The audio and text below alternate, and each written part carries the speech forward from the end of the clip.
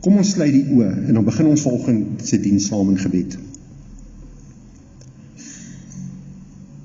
Here Jesus, wat 'n wonderlike voorreg is dit nie om in U huis te kom vergader nie. Here, dankie vir so 'n geleentheid.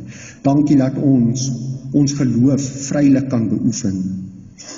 Dankie dat U ons wakker gemaak het en vir ons gesê het, kom luister na wat ek te sê het vanoggend.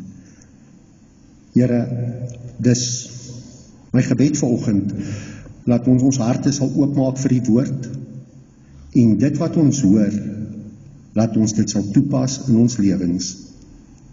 Here, ons dra elke persoon in ons voorbiddingslys op, maar daar is soveel van ons wat se name nie op die lys is nie, en ons dra hulle ook op aan U. Daar waar daar onmin is, bid ons dat daar vrede sal wees. Here, maar daar waar daar geluk en voorspoed is, daar bid ons deur opreg dankie te kan sê. Ons bid dit in Jesus se naam alleen. Amen. As fotum lees ek vir ons die volgende gedig voor.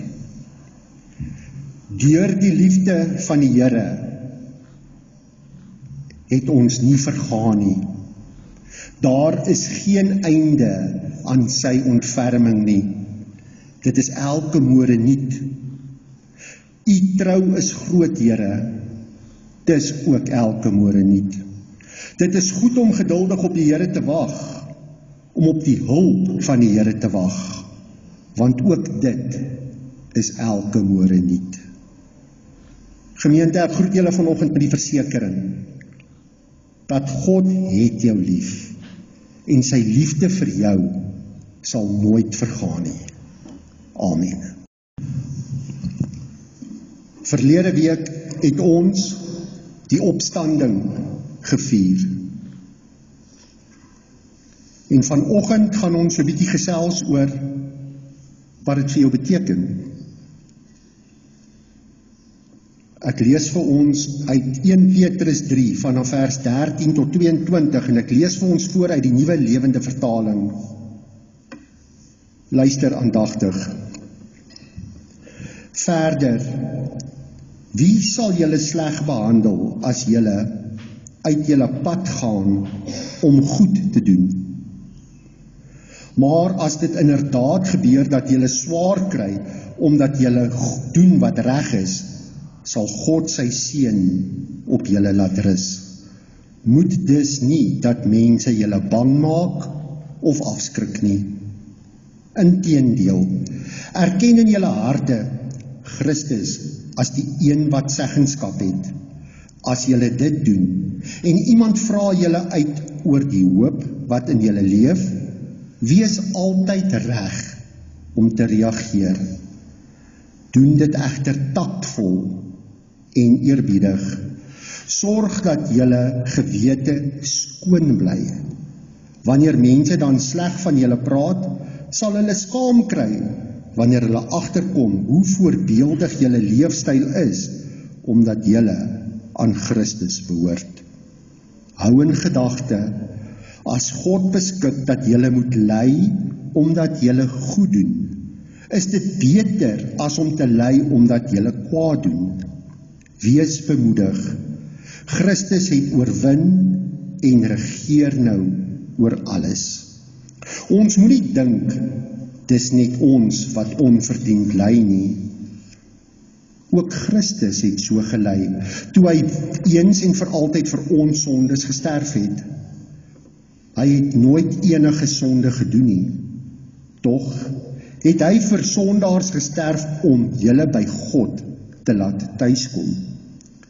Wat sy liggaam betref, het hy gesterf, maar wat sy gees betref is hy lewend gemaak. So het hy na die geeste in die gevangenis gegaan en sy oorwinning daar aangekondig. Hierdie geeste is hulle wat aan God ongehoorsaam gebly het, toe hy baie geduldig met hulle was. Dit het gebeur in die tyd toe Noag die ark gebou het. Net 8 mense is uit die verskriklike vloed gered. Die redding in die ark is 'n voorteken van die doop, waardeur julle ook nou gered word. Die doop red julle deur die opstanding van Jesus Christus. Die doop is nie net 'n afwassing van die vuilheid van die liggaam nie, maar 'n pleit voor God dat jou gewete skoon bly. Christus het die hemel binne gegaan. Hy sit nou aan die regterhand van God met die engele, magte en kragte onder sy beheer. Tot sover. Salig is elkeen wat die woord van God ter harte neem. Petrus skryf hierdie brief aan gemeentes in Romeine. Op daardie stadium is die kerk erg vervolg. Die kerk het gereken, hy doen goed, maar die Romeine het hulle bly vervolg. En op grond hiervan het Petrus hierdie brief geskryf. En Petrus praat van ons doop, en ons gaan nou daaraan ietsie aanraak oor. Maar kan jy onthou toe jy gedoop was? Of onthou jy net hierdie groot oom met die snor en die swart toga wat water oor jou kop gegooi het? Tydens jou doop is sekere beloftes gemaak. Maar so bietjie later gaan ons daaroor gesels. Die tema rondom vanoggend se prediking is om julle na God toe te bring. Nou, dis 'n feit dat alle mense het sonde.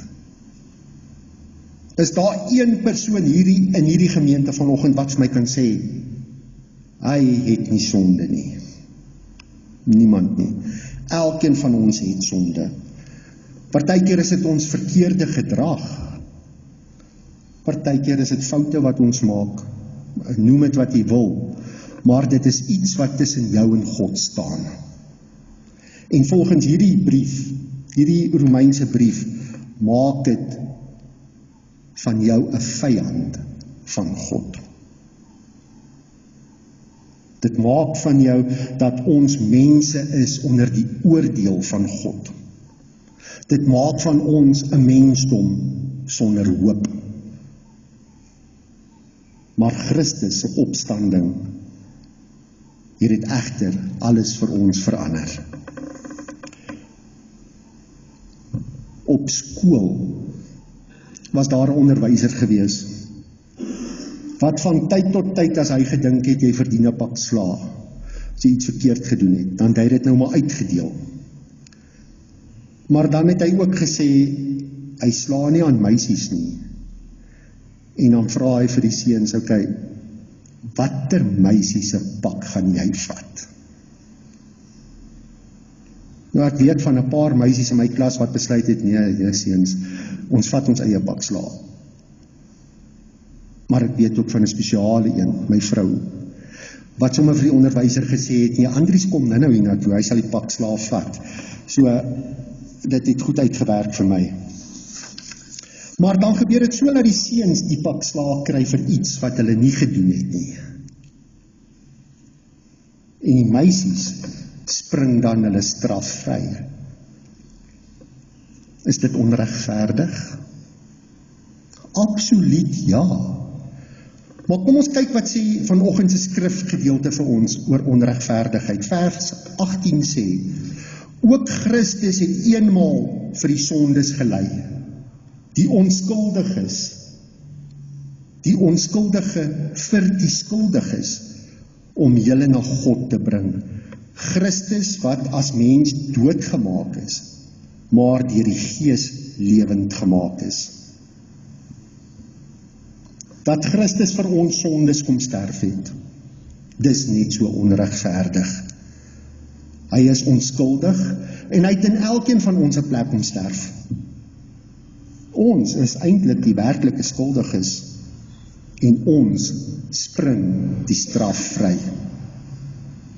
Maar hier is egter 'n belangrike verskil tussen my skooltydse ervaring en dit wat God gedoen het.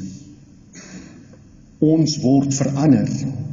En ons word so verander dat dit is om soos weergebore te word.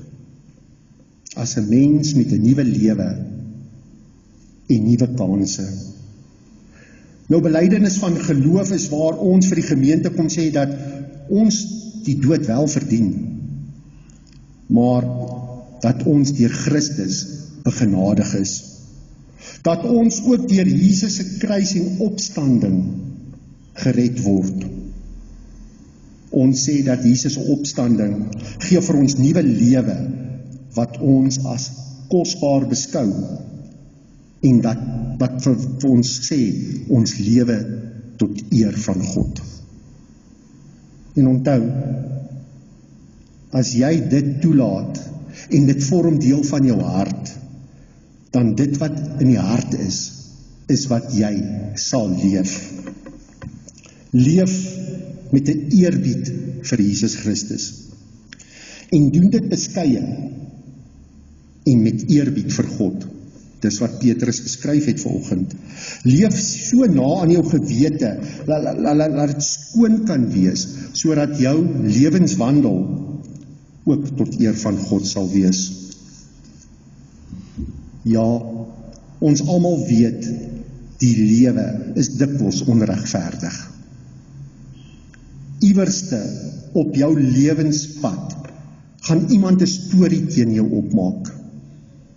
Iemand gaan jou vals beskuldig, met die hoop dat hulle self kan laat beter lyk.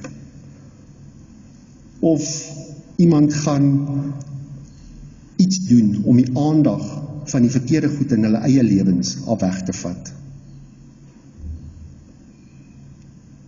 Petrus skryf hier, moet jou nie daaroor bekommer nie, want die waarheid sal uitkom. Leef jy net stil deur goed te doen. Trouwens, in Petrus hoofstuk 2 vers 15 skryf Petrus, dit is die wil van God dat julle deur goed te doen 'n einde sal maak aan die kwaad wat mense sonder begrip uit onkunde praat.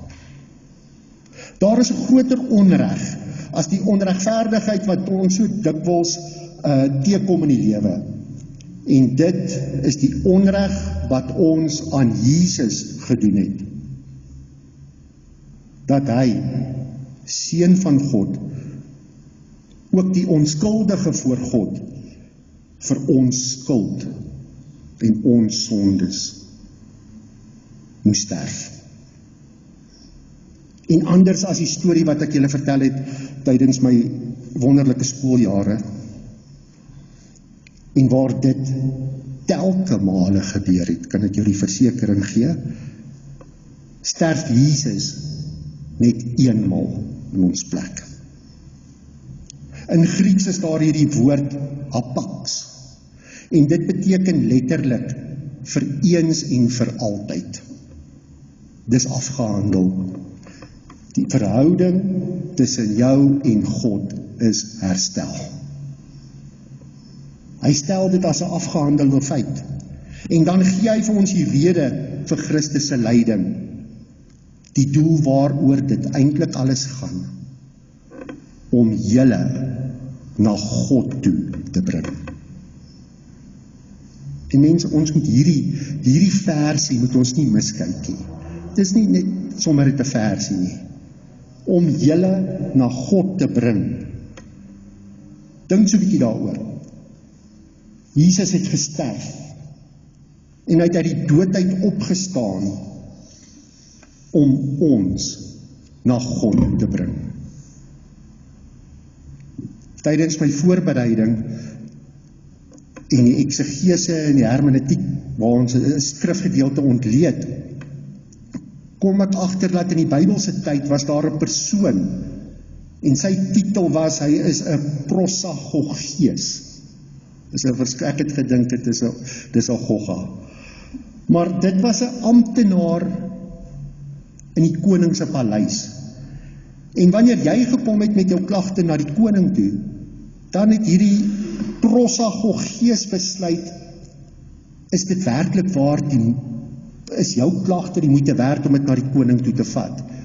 Nou, as jy hom nie konwins het nie, dan sê hy nee, jy moet na hierdie amptenaar toe gaan, of jy moet na daai amptenaar toe gaan.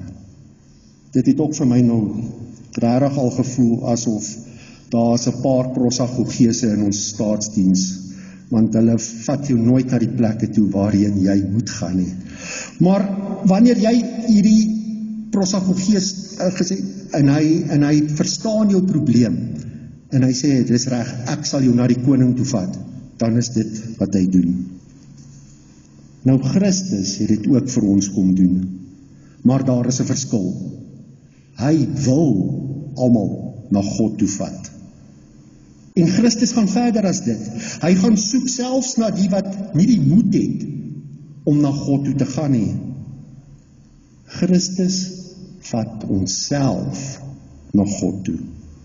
En daar gaan stel hy onsself aan God die Vader voor. En nie net stel hy ons voor nie, hy stel sommer ons saak ook, nie?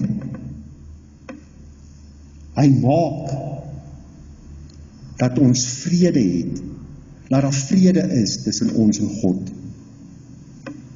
Hoor mooi hierna. God gaan jou nie eendag in die oë kyk en sê, nee wat Andries, alles wat jy al in die lewe aangevang het, dit is net dom as strand, dat ek gaan toelaat dat jy my nog iets vra. En dan gaan God jou uitjaag om verhoor en veroordeel te word nie. Nee, God gaan na jou kyk met liefde en hy gaan na jou luister. Die doel van alles is om jou en my, ons almal, na God toe te bring. Dit het vir Jesus baie gekos. Nie net maar 'n ou pak slaaf wat 'n onderwyser vir jou gegee het nie, maar 'n geeseling en 'n wrede kruisdood. Jesus het deurgedruk, hy het die dood oorwin, en juist daarom, omdat hy uit die dood uit opgestaan, is daar vrede tussen God en ons. En eintlik kom ons God vry daarvan af. Gemeente, Petrus se gedagtes maak 'n paar bokspronge in sy teks. En as jy verse 18 en verse 22 saam sou lees, dan klink dit as volg. Ook Christus het eenmaal vir die sondes gelei, die onskuldige vir die skuldiges, om julle na God te bring. Christus wat as mens doodgemaak is, maar deur die Gees lewend gemaak is. Hy is aan die regterhand van God, nadat hy die engele en die magte en kragte aan hom onderwerp het en die hemel ingegaan het. Vers 18 sê vir ons, ook Christus het gelei. En Christus het vir altyd gelei. Hy het vir ons sondes gelei. Hy is die onskuldige, het vir ons wat skuldig is, gelei. Maar dan kom vers 22 en hy vat dit verder en hy sê, uiteindelik is dit waaroor dit gaan. Jesus, waar hy nou in die regterhand van God sit, bring vir ons nader na God toe. En hoe het hy dit gedoen? Deur sy lewe in ons plek te gee. En tussen hierdie verse deurskryf Petrus oor die doop. En dat in Noag se tyd alle mense in die vloed wat daar betrokke was, is almal nie gered nie, net enkeles. Petrus sê dat alle mense onder die oordeel van God, die wat onder die oordeel van God geleef het, maar slegs 'n handjievol wat geglo het, is gered. En Noag is Petrus se beeld van hoe ons deur geloof in Christus gered word. Petrus verbind ons doop aan die opstanding van Jesus Christus. En wys dan daarop dat die doop ons verbind aan die opgestane Jesus. Maar die doop self red ons nie. Dis Christus wat ons red. Ek sê dit weer. Dis nie die doop wat ons red nie, maar Christus wat uit die dood uit opgestaan het.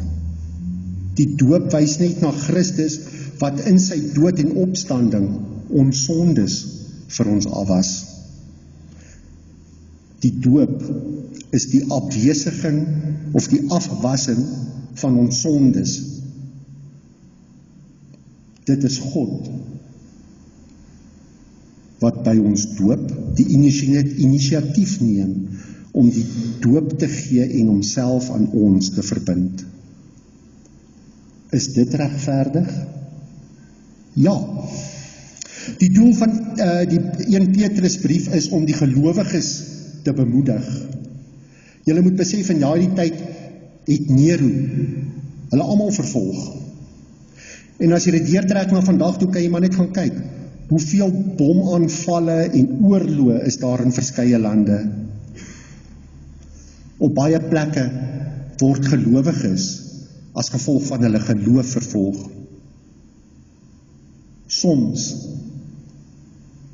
ly ons onder ander mense se dom besluite of onder ander mense se lospraatjies.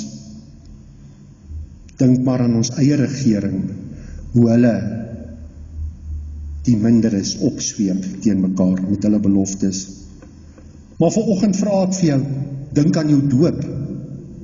Onthou dat Christus het gelei sodat ons kinders van God kan wees. Glo ten spyte van wat mense doen. Leef jou geloof ten spyte van mense wat Christus het sy lewe vir jou gegee.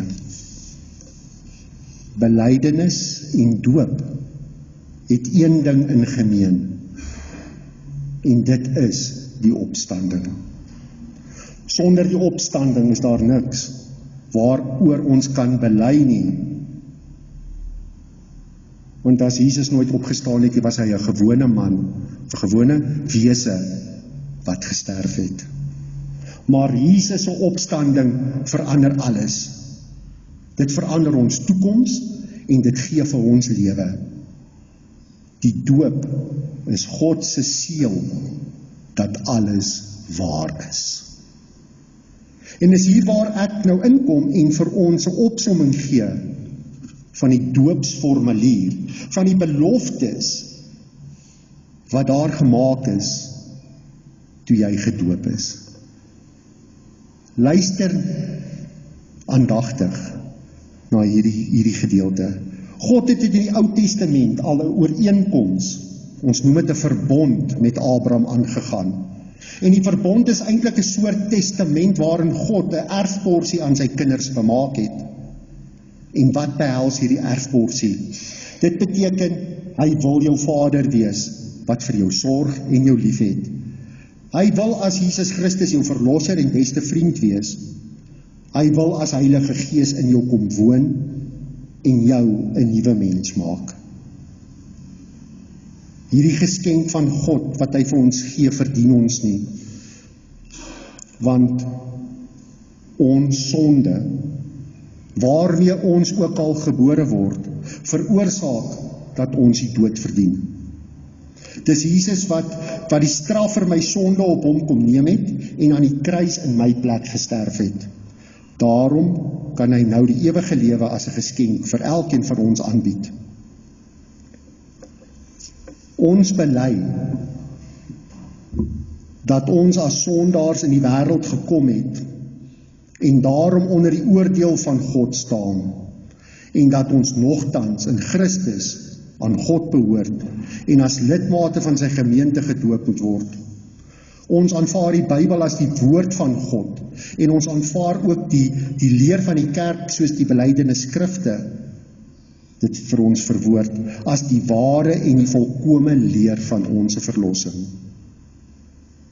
En daarom beloof ons om mekaar in die leer na die beste van ons vermoëns te onderrig en ook te laat onderrig. Ja, die beloftes wat daar gemaak is met jou doop, is ook heilig. Dit is een van die 2 sakramente waarin ons regtig waar net bietjie meer aandag moet gee. En daarom bely ons geloof in die drie enige God. Ek glo in God die Vader, wat alles geskep het. Ek vertrou sy Seun wat die mensdom kom verlos het, en ek glo in die Heilige Gees, wat my daagliks vernuwe en lei. Amen. Kom ons sluit die oë. Ons almagtige God en Hemelse Vader, ons dank U vir U genadeverbond, waarin ons en ons kinders deel het. Ons dank U dat U ons deur die bloed van Jesus Christus van al ons sondes gereinig het, en dat U ons deur U Heilige Gees tot lidmate van sy gemeente inlyf, en dat ons tot U kinders aangeneem is. Here, baie dankie dat U hierdie waarheid deur die doop aan ons en ons kinders waarborg en bekragtig. Lei ons deur U woord en U Gees, dat ons uit dankbaarheid en met vreugde U voortdurend sal dien, en dat ons met volharding teen die duiwel en sy mag sal stry en dit sal oorwin, sodat ons eenmaal voor U troon sal staan met die vrymoedigheid. Ons Hemelse Vader, ons bring aan U die lof, die dank, die aanbidding. Ons bring aan U die eer en die heerlikheid tot in alle ewigheid. Ons bid dit in die wonderlike naam van ons Here Jesus Christus. Amen. Ontvang die seën van die Here, gaan leef dit voluit vir die week wat voorlê. Genade en vrede van een Skepper God, van alle sienlike en onsienlike dinge. Genade en vrede van een Here, Jesus Christus, lig uit lig, wat sit aan die regterhand van die Vader. Genade en vrede van die Heilige Gees, wat ons Here en lewendmaker is. Amen.